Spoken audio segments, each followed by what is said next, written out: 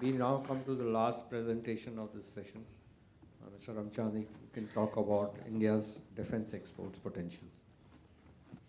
Dignitaries on and off the dais, ladies and gentlemen, let me add to the diversity of this morning and talk about a totally different subject, which is Indian defense production and exports.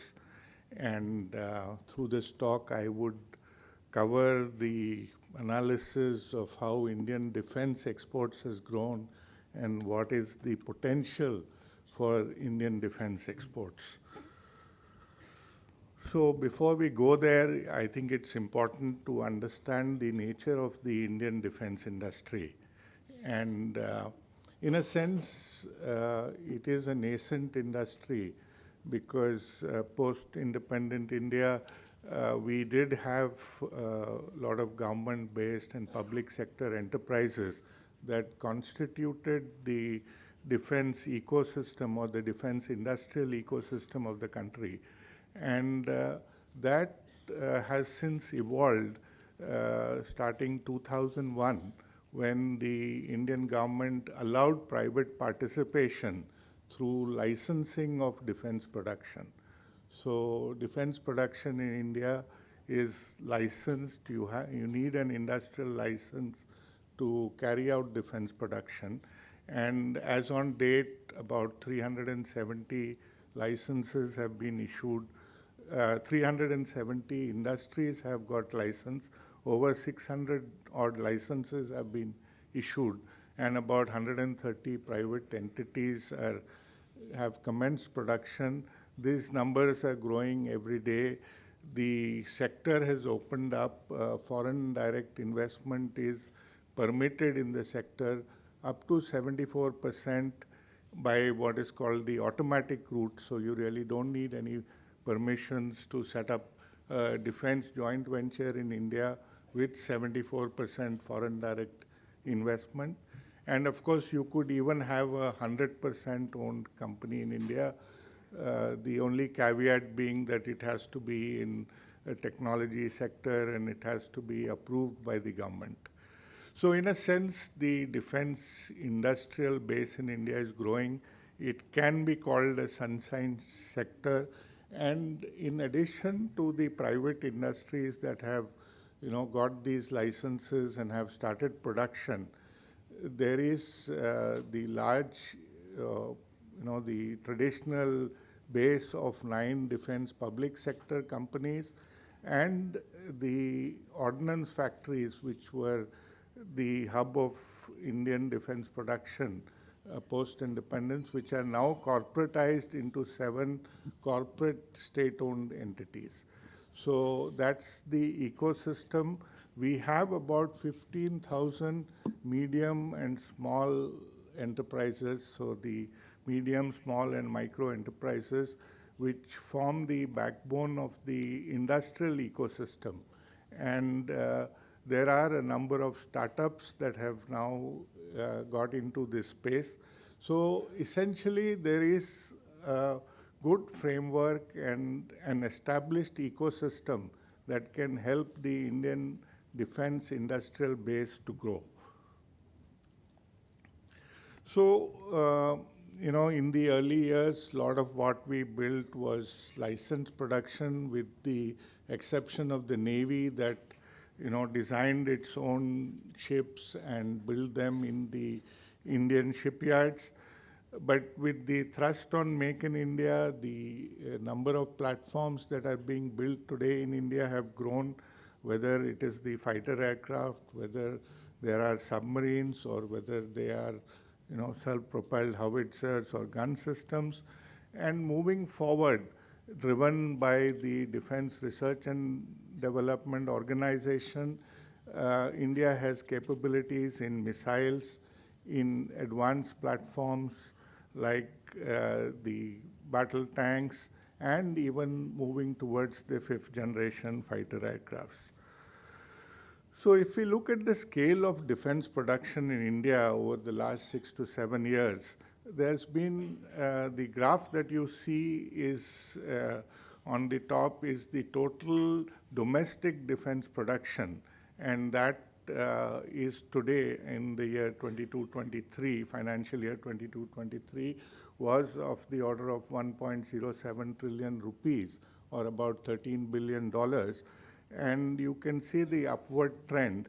Now about 60% of this comes from the state-owned enterprises, and that's the second graph that you see. Below and trailing by a large amount is the private contribution. So you see 20% coming from the private industry that I talked about. And I would say that this trend is now going to change, and we would see greater production happening out of the private industry. Traditionally, a lot of the large contracts were nominated to the public sector enterprises, but all that is changing now, and everything is competitive. So the scale of private participation is likely to grow. Of course, there are a number of joint ventures, mostly by the private enterprises, and then some of the production that happens in the erstwhile ordnance factories. So if we look at the spectrum of products that today the defense industry can produce, it ranges from large platforms, like I said, the LCA, which is now an established platform. You have the Hindustan Aeronautics producing a range of helicopters. You have the Indian public and private shipyards producing ships, and India has in fact produced its own aircraft carrier.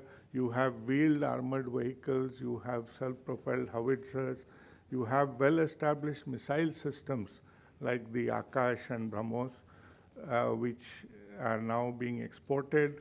We have the various naval weapon systems like torpedo launchers, etc., artillery weapon systems which are being produced in the country, and gun turrets which are both land-based and naval-based. Looking at the system spectrum, today domestic industry is producing close-in weapon systems. It's a critical part of air defense, including the counter-drone systems. We have a range of artillery systems, bridging systems, armored personnel carriers, radar systems which are being now indigenously designed, developed, and built. So whether they are weapon locating radars or high power radars or naval-based surveillance radars, fire control radars, coastal radars, etc. And capabilities exist within the country to build these kind of systems. Mobility platforms, so we have an auto defense industry which can produce a range of mobility platforms which are also today form part of the exports basket of India. And it's not only about equipment, but it's also about command and control system capabilities which now exist within the country. So whether they are fire control systems for naval weapons or combat management systems or platform management systems. Besides this, various solutions, whether they are for electronic warfare or simulators, which also we export, as well as special equipment like protective equipment, which today a number of private industries build, and electro-optical devices. Again, core devices and sensors are not built here, but electro-optical systems, which are an amalgamation of the basic devices, are built within the country. So looking at defense exports, I would say that India is well poised to grow its defense exports. It has the capability to supply platforms and customized defense equipment. The advantage that we carry over a large number of Western countries are really the cost-effective solutions that we could provide. The Indian industry is quite open to supporting the customer country in building its own domestic production capabilities. So we have a willingness to meet the localization requirements. and support the building of infrastructure to enhance local production. We see a lot of opportunity for co-development and co-production in foreign countries, and the possibility of modernization and upgrade solutions for a lot of legacy systems which are there with the smaller countries in the ASEAN region. So if we look at the Indian defense export story, we have seen growth in the last few years. Today, the export map of India covers about 85 countries with around 100 firms exporting defense products. There has been a large-scale increase in defense exports, though from a small base of about 600 crores, which is just about under 100 million, to about $2 billion in FY23. So there's been a multifold growth and some kind of an image makeover from being a pure importer of arms and ammunition to being an export nation. A lot of this has been enabled by various government policies, whether it is the setting up of dedicated export promotion cells, whether it is the simplification of procedures for defense exports, the use of the Indian consulates and the defense attaches to communicate with the countries abroad, the use of offset obligations and public-private partnership models. All of these have enabled the growth of Indian defense exports. So if we look at the numbers, you can see what I've been talking about just purely in numbers. And like I said, last year about 16,000 crores or 2 billion worth of defense exports, which should grow in the current financial year to about 2.5 billion. But the government has targeted for 2025 an exports of about 5 billion. I don't know how we will get there. That's virtually doubling the quantum of exports that is being done today. But the environment is right, the capabilities are there, and the opportunities exist. And one could see this kind of large growth in the export segment. Just having a closer look at what constituted those $2 billion of last year's exports, that included artillery guns, it included artillery rocket launcher systems, some SAM systems, and large amount of it came from aero components and aero systems made by the large industrial base in India. Looking at the targets for the current year, there are aircrafts, helicopters, fast attack crafts, offshore patrol vessels, which all would constitute a part of the Indian defense exports in the coming year. A great opportunity which the Indian defense industry has is the capability, because we design and develop our own weapon systems, is the capability to upgrade legacy platforms that are held by various foreign countries. So there have been examples of armored vehicle upgrades of Western and Eastern Bloc origin, which have been carried out by Indian defense companies, whether they are firepower upgrades or mobility upgrades, artillery upgrades for multi-rocket launcher systems, and modernization of various subsystems of land platforms.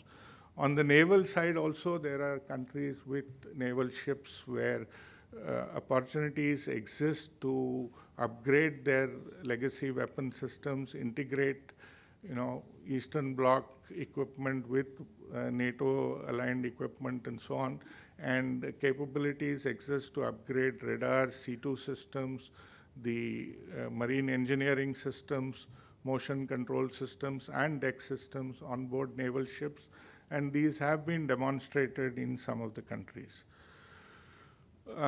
Moving forward, the landscape of warfare changing and the thrust on autonomous and unmanned systems, there is a plethora of companies, both startups in the medium-scale sector and in the larger industry, working on building unmanned systems and platforms across the undersea to the surface vessels, to ground vessels and aerial platforms, and an ecosystem of a large number of startups, industry and academia working together, and probably if this can be harnessed more effectively, could form a hub of great amount of export potential for the country. Looking at the Indo-Pacific defense and security environment and how it impacts defense exports, it's clear that India is looking at a secure, open, and prosperous Indo-Pacific region. And what that would call for is an opportunity to link the industries, the defense industries across the region, to work on co-production of key technologies that will be relevant in the future. Investments are required, and various bilateral dialogues have taken place for investments in the emerging military technologies, which include cyber and space warfare, stealth, hypersonics, and all of that. And of course, the necessity for all of this to happen within a framework of a strong international law, which controls this kind of movement of defense goods. India has special focus on the Southeast Asia. We see that as an area where we can contribute to the defense environment in the region. The Indian Act East policy has been supportive of this. We've been working with various Asian countries and trying to enhance our presence there. And we see this as a zone of opportunity for the Indian defense industry. There is also potential for ship repair activities with the Indo-Pacific maritime activities growing, and Indian shipyards now willing to take on repairs for these kind of vessels in the region. Today, 2 yards have been qualified by the US for carrying out repairs of their warships and auxiliary vessels. So this could be another potential area of opportunity for the Indian defense companies. A strong Indo-US partnership could with focus on critical and emerging technologies. I talked about the master ship repair agreements which the US has signed with Indian yards, and a strong innovation and US-India defense acceleration ecosystem could help in building a future-ready Indian industrial base. If we just look at the arms exports over the last 3 years, and this is SIPRI data, and measured in SIPRI trend indicator values, you can see that a large chunk of the exports in the last 3 years, of course, the previous year was a little bit of an aberration because of the war situation, but the focus is largely on aircrafts where India has capabilities, on missile systems where again India has capabilities, armored vehicles, ships, all of these which form a large share of the global defense exports present areas of opportunity to India. We do have weaknesses in areas like engines and sensors, etc. But largely looking at the chunk of defense exports, there are opportunities for Indian companies to exploit this. And of course, clearly 90% of the global exports is driven by the top, the few 10 countries, US, Russia, France, Italy, China, Germany, with the UK, Spain, Israel, and South Korea bringing up this whole big pie. We have seen South Korea actually take advantage of the current geopolitical situations and scale up its exports significantly. And we believe that the Indian defense industry also has opportunity to scale up its defense exports. If we just look at how the Chinese have gone about it, today they are the world's 5th largest weapon exporter. They have targeted South and East Asia, Africa and Latin America, exports to Asia and African nations, which really a few lessons for us to focus on some of the African nations, to look at attractive financing options to the buyer countries, and all of these could be enablers for growth of Indian defense exports.